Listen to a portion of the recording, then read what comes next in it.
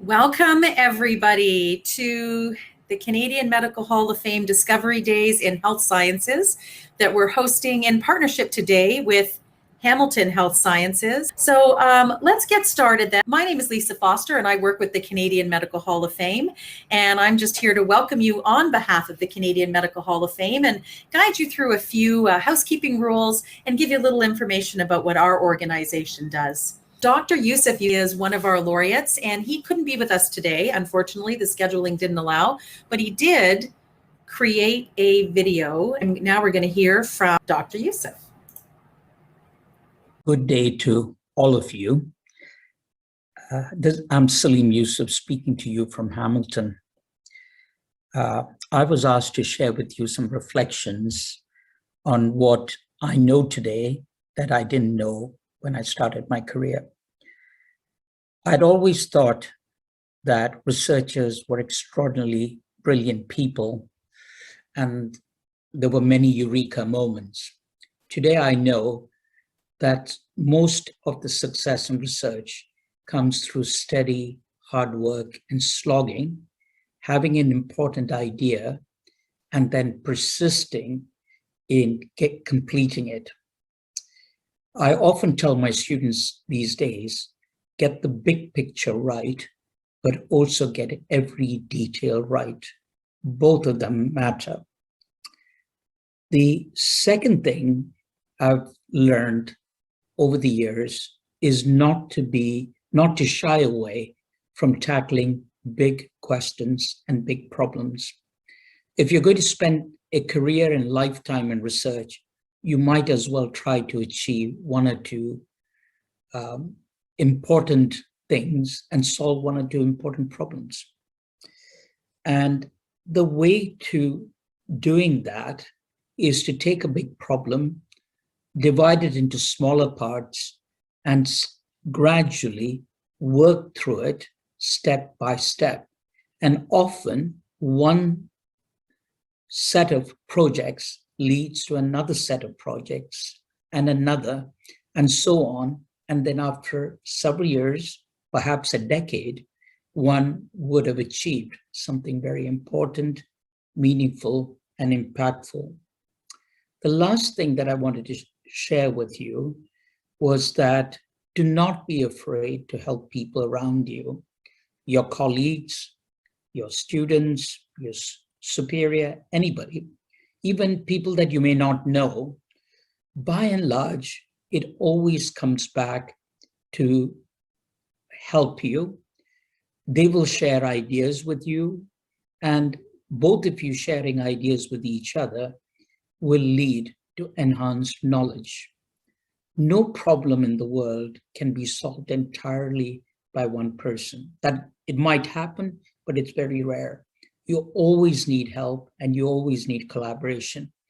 And the best way to achieve collaboration and wholehearted collaboration is to share knowledge, resources with other like-minded people. And it's our collective efforts that will lead to quite a major impact. I hope these three little lessons that I've learned and I've shared with you will help you in the future. Good luck, and I hope some, if not several of you, will become researchers. Thank you. Bye-bye. Welcome and thank you, students and teacher, for your interest in health sciences. My name is Daniela Bianco. I am the Manager of Research Development and Relations at Hamilton Health Sciences. And I just want to start off by first acknowledging that Hamilton Health Sciences is extremely proud to offer this program in partnership with the Canadian Medical Hall of Fame. So Hamilton Health Sciences is home to top researchers, consistently ranking in the top 5 of Canada's top 40 research hospitals. We have over 450 researchers and over 1,300 research staff that support their work. We also have one of Canada's largest biobanks with over 3 million samples. We play a pivotal role in training the next generation of health professionals with our academic partners, McMaster University and Mohawk College.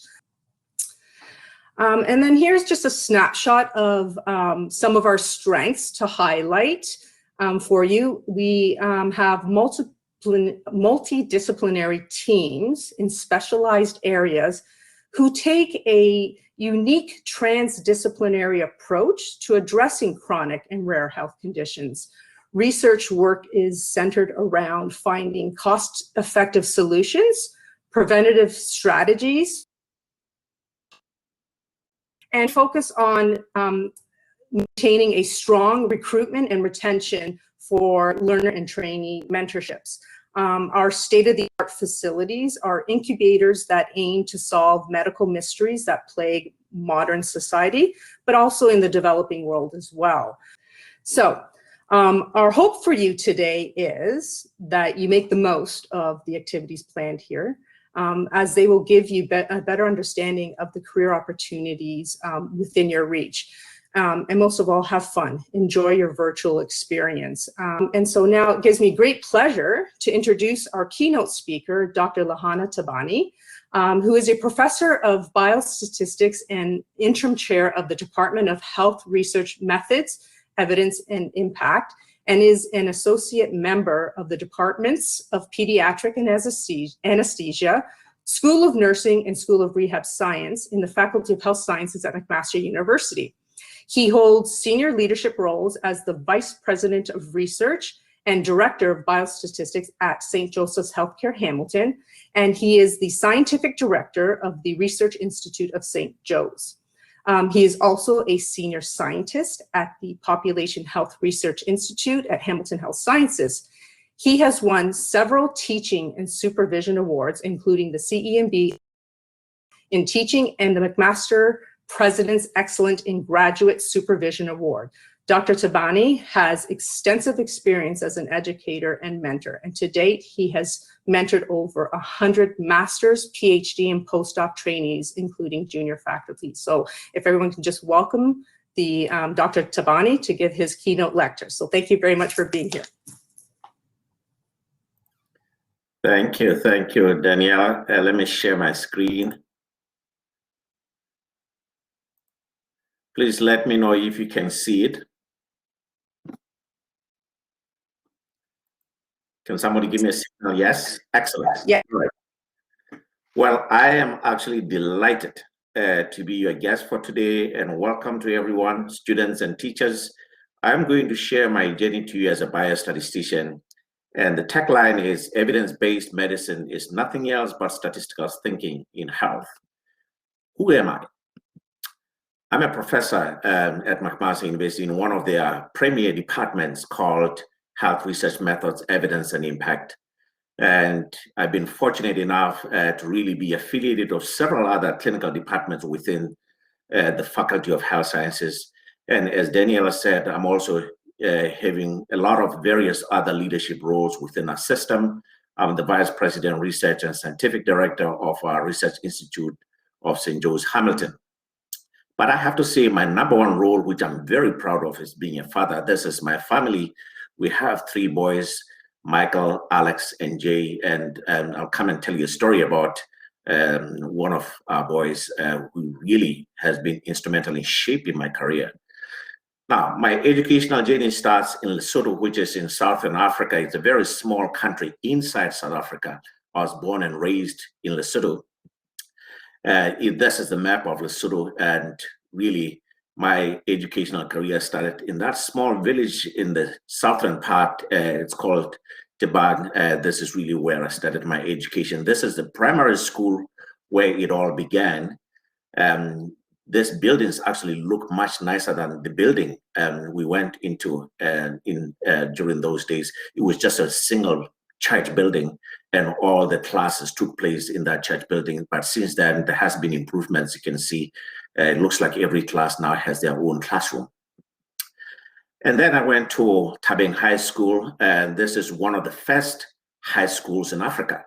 And many of the African leaders actually attended this school, and I was fortunate to actually go to this school. It was one of the best schools in the country at the time. It's actually located in the place called Marija, which is in the district of Basero.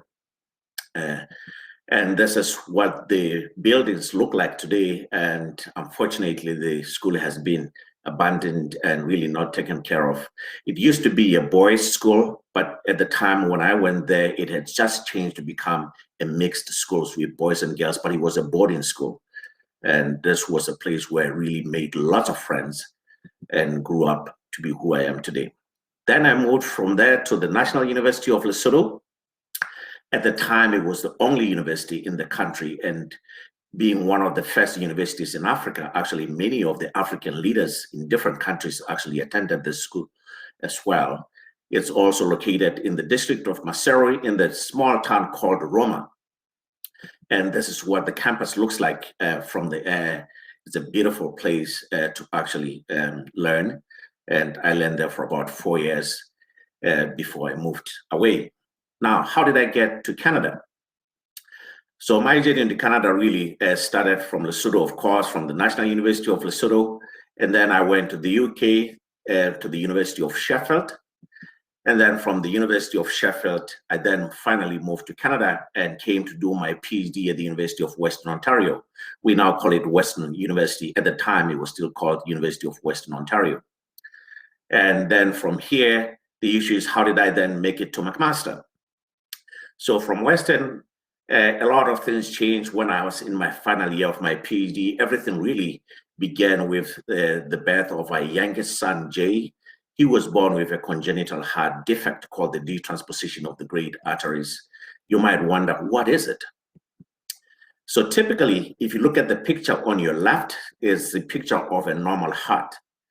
You have good blood that has oxygen. It comes from the lungs. It goes into the heart, and it's pumped through the aorta back to the body, and the body uses it up. And then once it doesn't have any oxygen, it comes back blue, and then it goes into the heart, and then from there to the lungs, from the lungs to the heart to the body, and the circulation goes like that.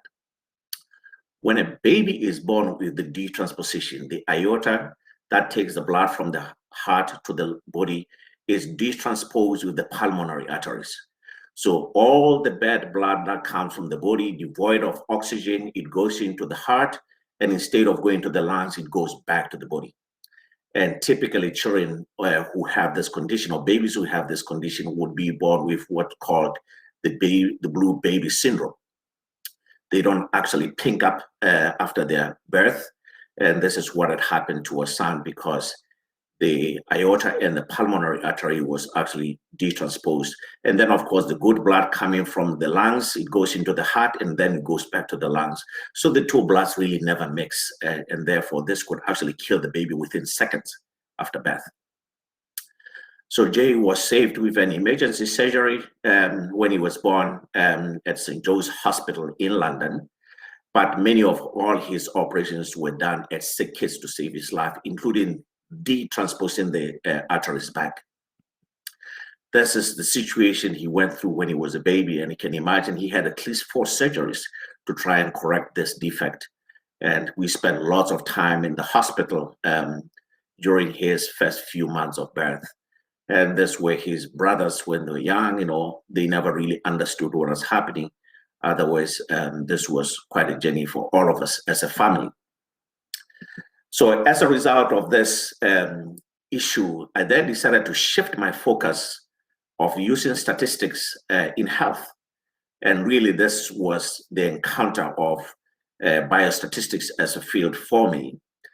But I decided the best way to really do this is to do it at McMaster. So I applied to McMaster at the time when I finished my PhD at Western, but I was not able to get in.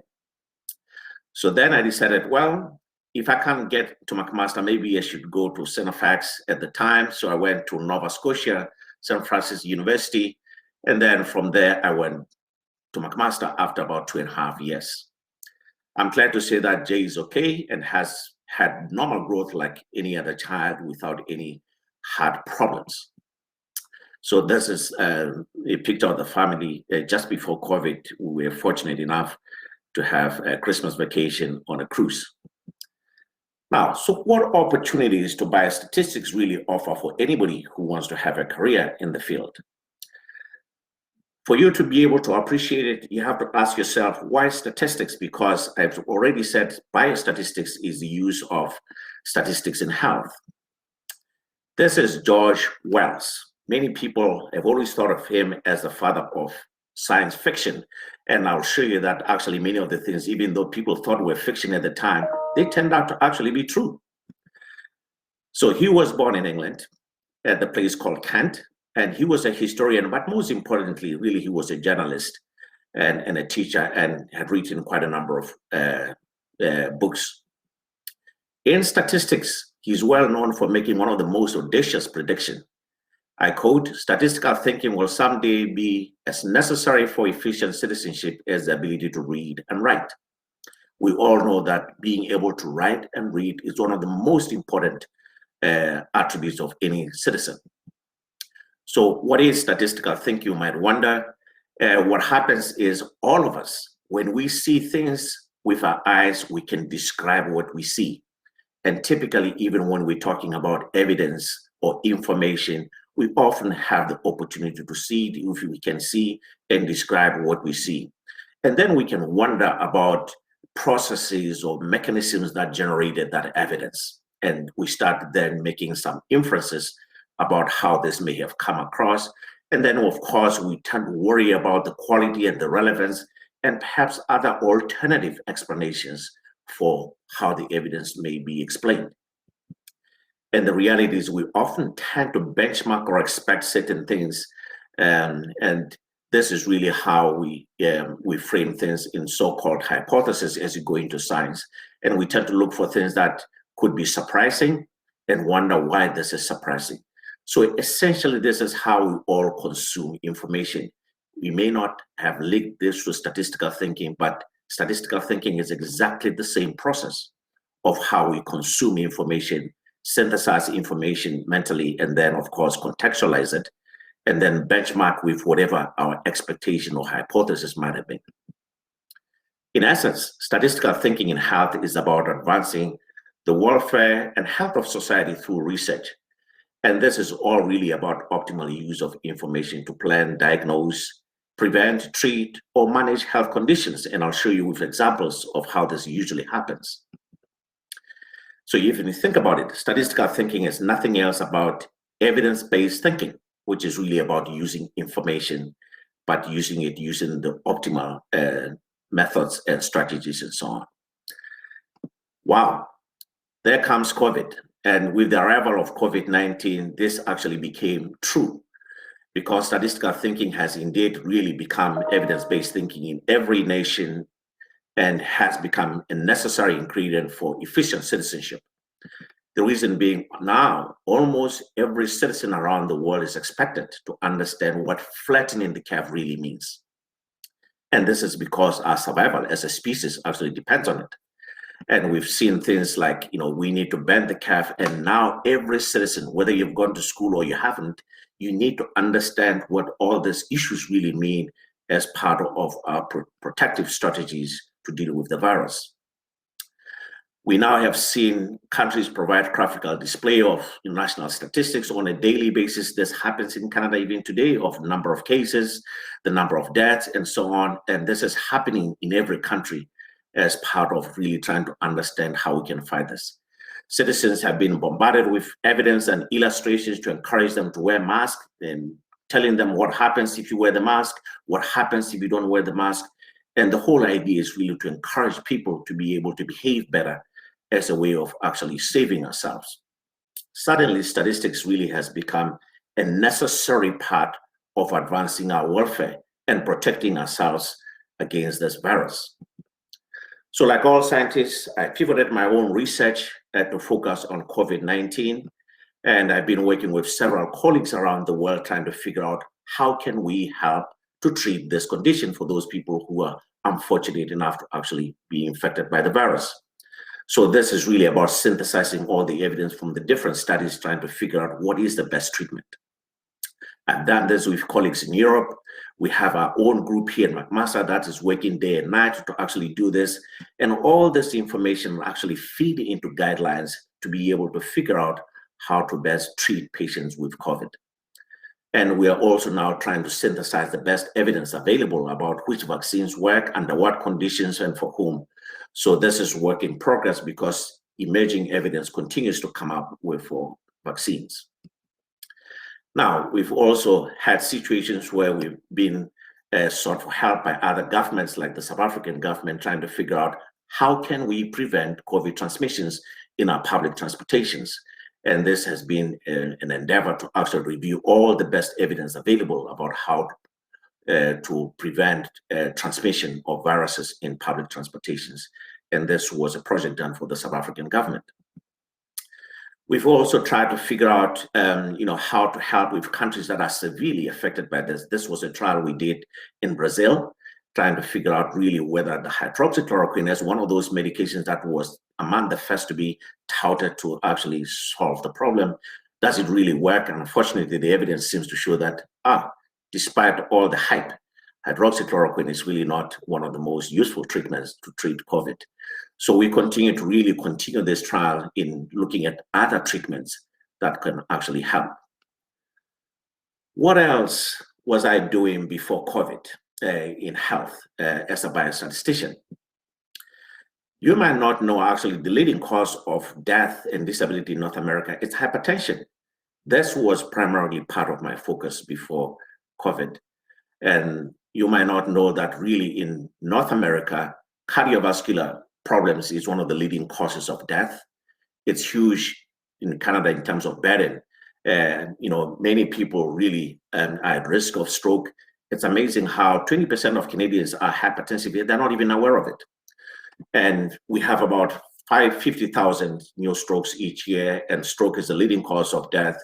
And cardiovascular problems account for 17% of our total hospitalizations in the country. And we spend over 22 billion. I want you to remember that, 22 billion a year for cardiovascular related problems, all of which, or at least most of which, are actually preventable. How do we know they're preventable? We know because evidence have shown from different trials that if we can decrease systolic blood pressure by 10 units or diastolic blood pressure by 5 units, and this can be done with one medication or just getting people to change their lifestyles and eat better, we can actually reduce heart failures by 50%. We can also reduce strokes by 40%. We can also prevent deaths and heart attacks by 10 to 15%. However, we know that in practice, many of the things that we know to work well are not actually being done. Many people who have hypertension are barely ever detected. And if they are lucky to be detected, many of them are barely treated. And if they're lucky to be treated, many of them will be barely controlled. There's a phenomenon for this. It's called rules of halves. What does that mean? Half of the people who have hypertension are rarely detected, and half of those who are detected are treated, and half of those who are treated are controlled. Hypertension is not the only place where this gap exists. It exists in a lot of clinical areas. Many of the people who have hypertension, they're not even aware of it. That's why it's called a silent killer. Even ways of measuring blood pressure to detect it is not done well. And we know that many of the things that we know work are not actually done in community or primary care, which is the system we rely on. So the CHAP was a cardiovascular health awareness program. It was a community-based program trying to get everybody in the community to actually see whether we can reduce the consequences of hypertension. We did this in Ontario, and we were able to show it works. We then realized that, well, there was a lot more problems with emergencies happening, especially in situations where we have community-based apartments where we have subsidized housing for seniors. Many of them getting into trouble with cardiovascular problems, diabetes, and falls, and yet we have ways to actually prevent these things, and we extended this philosophy of the CHAP program to try and see whether we can reduce all these consequences of cardiovascular problems, diabetes, and falls among seniors. And we could actually lower ambulance calls for them. We can increase their quality of life and lower blood pressure problems for them as a result of doing this intervention. What else do? We also did hospital-based research. which was really about optimizing care for people who are critically ill in ICU. What usually happens when people are in ICU, they're ventilated, they get into all sorts of ulcerative problems because of the many medications they're on. There are lots of therapies that are used on them, and we're trying to figure out what is the best one that can actually be used. People have used PPIs, they've used other types of medications, and our research was actually showing that actually not all of them are equally effective. There's some that are more effective than others. So these are some of the things that we're actually looking at before COVID-19. One of the most famous statisticians, Tukey, used to say that when you're a biostatistician, you know, one of the best things about it is you actually get to play in everybody's backyard, because all you do is about methods, and methods can be applied in any clinical area.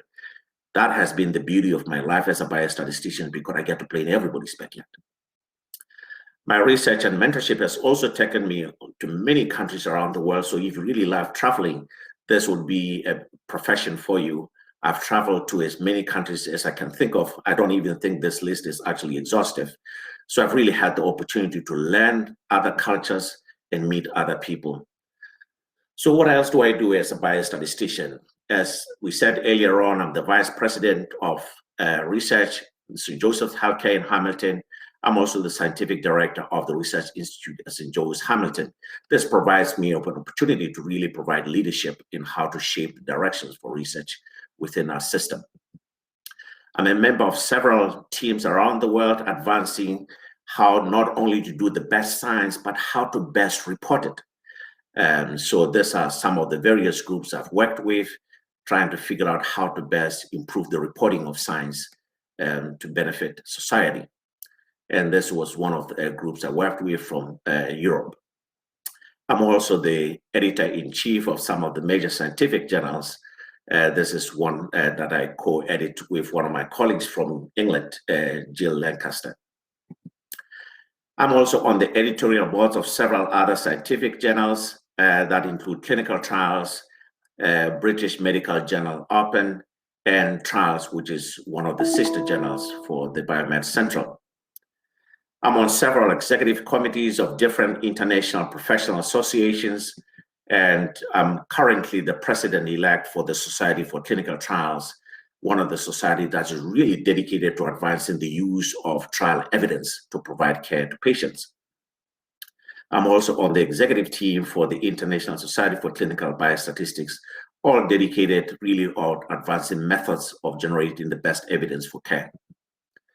I have received awards and honors for some of my professional work. So if you are a biostatistician, people will recognize your efforts, and you might be as lucky as I have been to be recognized for some of your efforts. And these are some of the examples of some of the awards that I have received over time. Now, I wouldn't be doing my job if I didn't actually end this discussion with some advice to you about some of the things that have helped me to be where I am, which I call ingredients for success. I'm going to talk about 5 things, and I hope at least you'll take 1 or 2 or 3 or 5 of them to actually inspire you to succeed in your own career. Lesson 1, Dr. Salim Youssef has already talked about this. Think collaborations. It's amazing that when we grow up as children, one of the first things we're taught by our parents is sharing. Every single one of you who has siblings, you're probably being, yelled by your parents, your sisters to actually share. And sharing is fundamental to us as a species. That's how we succeed, by sharing and collaborating with others. And in life, in research, in medical professions, collaborations are fundamental. I encourage you to think collaborations. The beauty of it is you really get to learn from different people with different backgrounds, different cultures, different disciplines. And really, it's amazing how it's fun to work with other people. You learn from them, you make lifelong friendships. And for those of you who might actually go into academic research, you will have lots of publication. And certainly you experience how to work with people from a diverse background. And therefore, you really learn how to share, how to listen, how to express yourself, and be able to accommodate others who are different from you. The second lesson is a lesson I took from one of my mentors, David Sackett. David Sackett was the founding father and chair of the department I'm in, and one of the first people who actually really built McMaster for what it is. He used to say that you can always behave yourself to a successful outcome. Dave came to McMaster as a young man, and he was trusted to actually build a research enterprise within the medical school in the 60s. And I asked him, did you know that someday you will be well known for evidence-based medicine? He said, no. Actually, he didn't know. He was terrified. McMaster was his first academic position, but he always behaved as though he knew what he was doing. So there's something to be said about always thinking about a glass half full rather than a glass half empty. There's a power in positive thinking, so stay hopeful, because positive thinking inspires hope. All of us survive because of the hope we live in, that tomorrow will be much better than today. The third lesson, which I'll say to you, is always make deliberate effort to improve your soft skills. Unfortunately, our academic system is such that we are taught a lot of technical stuff, which is actually important to have technical knowledge. But for us to succeed in working with others to solve many of the problems that we face as a society, we need to have soft skills. We need to learn how to manage our time. We need to learn how to set goals, how to manage stress, how to manage working with other people, including improving our communication skills. And all these skills are absolutely essential. Many people learn these things through trial and error. I say to you, don't learn by trial and error when you can actually learn systematically. So I encourage you to make an effort to improve your soft skills. Now I say to you, get yourself a mentor. This is a strategy that has served me well. And mentorship has been shown, there's strong evidence showing that your career will succeed. You'll be satisfied. You'll be able to actually do well and be productive. And it is also good for the people who mentor you. So there's strong evidence behind this. Be deliberate about it to get yourself a mentor. The last lesson I would say is be kind to others. Remember, you are because they are. This is actually an African philosophy of living called Ubuntu. Some of you may actually know it. And Ubuntu is really about adopting a win-win mindset in whatever you do. And this is really about always thinking about, if something is good for you, how can it be good for all the people around you? This will serve you well. People treat you the way you treat them.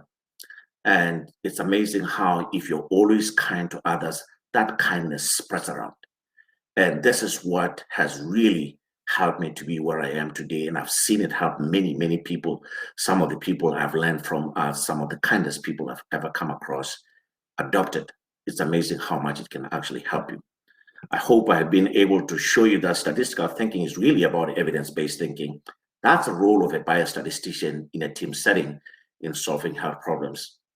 And I've been privileged to enjoy this journey and continue to enjoy it. I hope some of you will consider a career in biostatistics, or at least in health, where you use methods to solve health problems. With this, I say thank you for listening. I hope you've been able to take something out of this journey, and I will stop here and say thank you. Oh, thank you. Wow.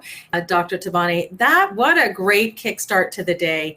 Thank you so much for your time. You're clearly a very busy person, and it's just such an inspiring and actually really real start to this day for, I think, our students to hear about your journey, some of your own health related issues that have happened in your own family. William Mustard, by the way, who identified blue baby syndrome and helped to create the health remedies for it, is a laureate of the Canadian Medical Hall of Fame as well. Once again, Dr. Thabane, can't say enough about how much we appreciate the gift of your time, your talent, your story. Thank you. Students, have a great day.